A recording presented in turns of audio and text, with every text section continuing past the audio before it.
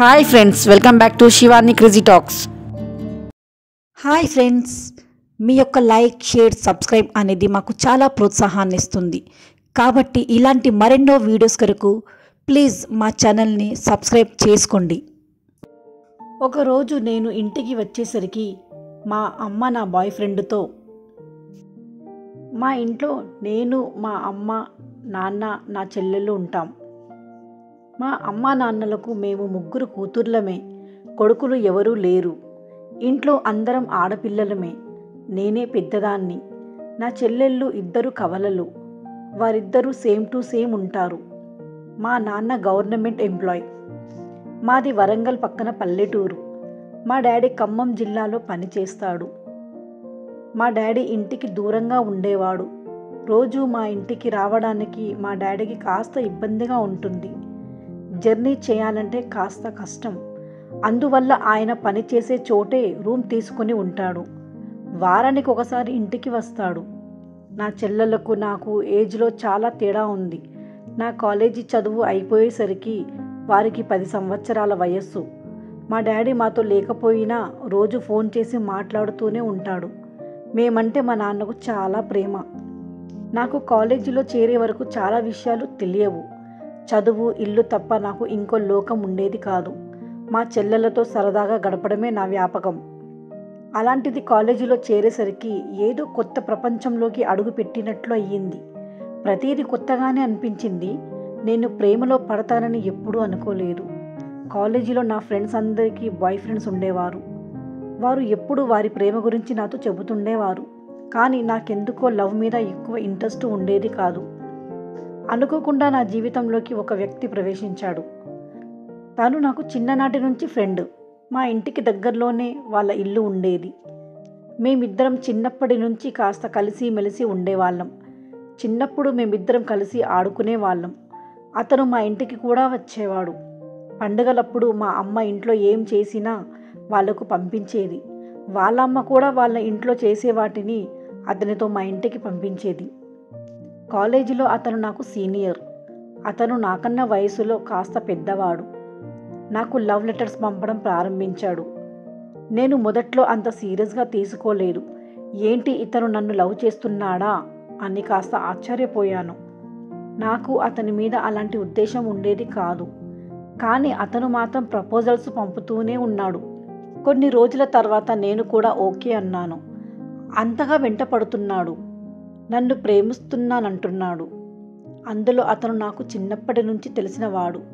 అలాంటి వాడిని ఎందుకు కాదనాలి అని ఓకే చేశాను. ఒకరోజు అర్ధరాత్రి అతనికి ప్రపోజ్ చేశాను. మా ప్రేమ మొదలయ్యాక రోజు ఏదో ఒక వంకతో అతని ఇంటికి వెళ్ళేదాన్ని. ఇద్దరం చిన్నప్పటి నుంచి ఫ్రెండ్స్ కావడం వల్ల ఎలాంటి భయం ఉండేది కాదు. ఇక బైక్స్పై సినిమాలకు, షికార్లకు వెళ్ళడం లాంటివి చెయ్యలేదు. జస్ట్ మాట్లాడుకునే వాళ్ళం అంతే. అతను కాలేజీలో నా సీనియర్. నేను డిగ్రీ ఫస్ట్ ఇయర్లో ఉన్నప్పుడు అతను ఫైనల్ ఇయర్ చదువుతున్నాడు. ఇక చదువు అయిపోయాక అతను ఏదో ఒక జాబ్ చేయాలనుకోవడం లేదు. ఒక మంచి బిజినెస్ స్టార్ట్ చేసి అందులో సెటిల్ అవుదామనుకున్నాడు. నేను సెకండ్ ఇయర్ చదువుతున్నప్పుడు అతను వరంగల్లో బిజినెస్ స్టార్ట్ చేశాడు. అతని వ్యాపారం బాగా రన్ అవుతుంది. తర్వాత నేను థర్డ్ ఇయర్లోకి వచ్చాను. తను బిజినెస్లో ఫుల్ బిజీ అయ్యాడు. ఫైనల్ ఇయర్లో క్యాంపస్ ప్లేస్మెంట్లో నాకు జాబ్ వచ్చింది. మన హైదరాబాద్లో కాబట్టి నేను హైదరాబాద్లో జాబ్ చేసేందుకు నిర్ణయించుకున్నాను. నాకు హైదరాబాద్లో ఒక పెద్ద ఐటీ కంపెనీలో జాబ్ వచ్చింది. నేను అక్కడికి వెళ్తాను అని నా బాయ్ ఫ్రెండ్తో చెప్పాను. దానికి అతను ఓకే అన్నాడు. వరంగల్లోనే ఏదో ఒక జాబ్ చూసుకో అని మాత్రం చెప్పలేదు. నన్ను అలా ఎంకరేజ్ చేసినందుకు నాకు చాలా ఆనందం వేసింది. నన్ను అర్థం చేసుకునే బాయ్ ఫ్రెండ్ దొరకడం నాకు చాలా సంతోషం. హైదరాబాద్లో జాబ్ చేసి కాస్త ఎక్స్పీరియన్స్ వచ్చాక ఇక్కడ వేరే కంపెనీకి వస్తానని తనతో చెప్పాను. అందుకు కూడా ఓకే అన్నాడు. నా విషయంలో ఎప్పుడూ అభ్యంతరం తెలుపలేదు. మొదట్లో నేను ప్రతి వీకెండ్స్లో హైదరాబాద్ నుంచి వరంగల్ వచ్చేదాన్ని. మా ఇంటికి వెళ్ళాక అతన్ని కలుసుకొని మాట్లాడేదాన్ని. కానీ 6 నెలల తర్వాత వీకెండ్స్ రావడానికి కుదరలేదు. ప్రాజెక్ట్ వర్క్స్, టార్గెట్స్ ఉండడంతో వీకెండ్స్లోనూ పని చేయాల్సి వచ్చేది. అతనికి ఆ విషయం చెప్పడంతో ఓకేలే ఏం ప్రాబ్లం లేదని అనేవాడు. నేను 2 ఏళ్ల తర్వాత పూర్తిగా వరంగల్కు వద్దామనుకున్నాను. అప్పటిలోగా మా నాన్న కూడా ఉద్యోగ విరమణ పొందుతారు. మా కంపెనీకి సంబంధించిన బ్రాంచ్ను వరంగల్లో త్వరలో ఓపెన్ చేయనున్నారు. నేను కూడా మంచి పొజిషన్లో వరంగల్కు రావచ్చు అనుకున్నాను. దీనికి అతను కూడా ఓకే అన్నాడు. ఇంకా మా సిస్టర్ మ్యారేజ్ కాలేదు. అయిపోయిన వెంటనే మన పెళ్లి గురించి మా ఇంట్లో చెబుతాను అన్నాడు. ఖచ్చితంగా మా వాళ్ళను మీ వాళ్ళను ఒప్పించి మనం పెళ్లి చేసుకుందామన్నాడు. అంతవరకు మనం కెరీర్ పైనే దృష్టి పెడదామన్నాడు. నేను కూడా ఓకే అన్నాను. నన్ను అర్థం చేసుకున్నవాడు దొరికినందుకు చాలా ఆనందపడ్డాను. ఒకరోజు రాత్రి 11 గంటలకు నా చెల్లెళ్ళ నుంచి ఫోన్ వచ్చింది. ఆ టైంలో ఎందుకు ఫోన్ చేశారో నాకు అర్థం కాలేదు. నాకు చాలా భయం వేసింది. చెల్లెళ్ళు ఎప్పుడు కూడా అంత రాత్రి ఫోన్ చేయరు. ఫోన్ లిఫ్ట్ చేసి మాట్లాడాను. ఏమైంది అని అడిగాను. రోజు రాత్రి మన ఇంటికి ఎవరు వస్తున్నారు, మాకు భయం వేస్తుందన్నారు. మీరు ఏం భయపడకండి అని ధైర్యం చెప్పాను. కానీ వాళ్ళు నాకు అసలు విషయం చెప్పలేదు. నాలో ఏవేవో సందేహాలు వచ్చాయి. తరువాత నేను వీకెండ్స్లో ఇంటికి వెళ్ళాను. నేను వస్తున్న విషయం తెలియకుండా సర్ప్రైజ్ ఇద్దామని నా బాయ్ ఫ్రెండ్కు చెప్పలేదు. నేను ఇంటికి వెళ్ళేసరికి రాత్రి 10 గంటలు అయ్యింది. మా చెల్లెళ్ళు నిద్రిస్తున్నారు. మా అమ్మ కనబడలేదు. ఎక్కడికి వెళ్ళిందా అని వెతికాను. అయితే మా చెల్లెళ్ళు నిద్రలేచి నాతో కొన్ని విషయాలు చెప్పారు. రోజు అమ్మ వేరే గదిలో పడుకుంటుందని, బాగా రాత్రి అయ్యాక ఒక వ్యక్తి అమ్మ రూమ్కు వచ్చి వెళ్తాడని చెప్పారు. మేము తిని వెంటనే పడుకుంటామన్నారు. ఆ మాటలు విని నేను ఆశ్చర్యపోయాను. పక్కనే ఉండే గదిలోకి కిటికీలో నుంచి తొంగి చూశాను. నా కళ్ళతో చూసినా నేను ఆ విషయాన్ని నమ్మలేకపోయాను.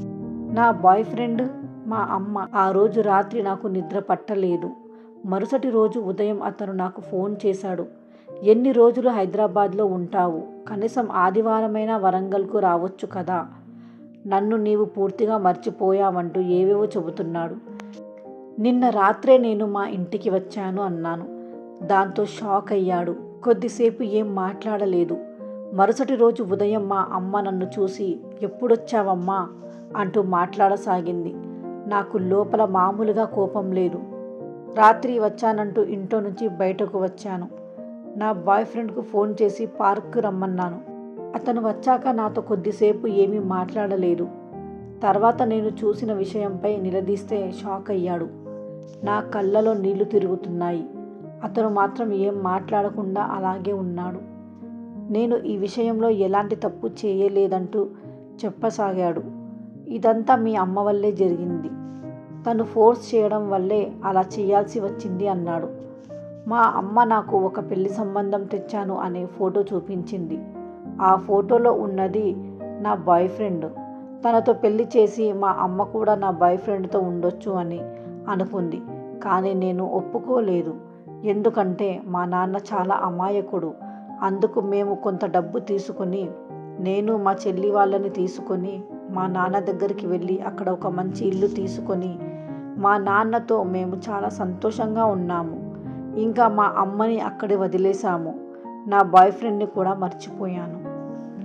మా వీడియోస్ కనుక మీకు నచ్చినట్లయితే లైక్ చేయండి, షేర్ చేయండి. మరిన్ని వీడియోస్ కొరకు మా ఛానల్ని సబ్స్క్రైబ్ చేసుకోండి.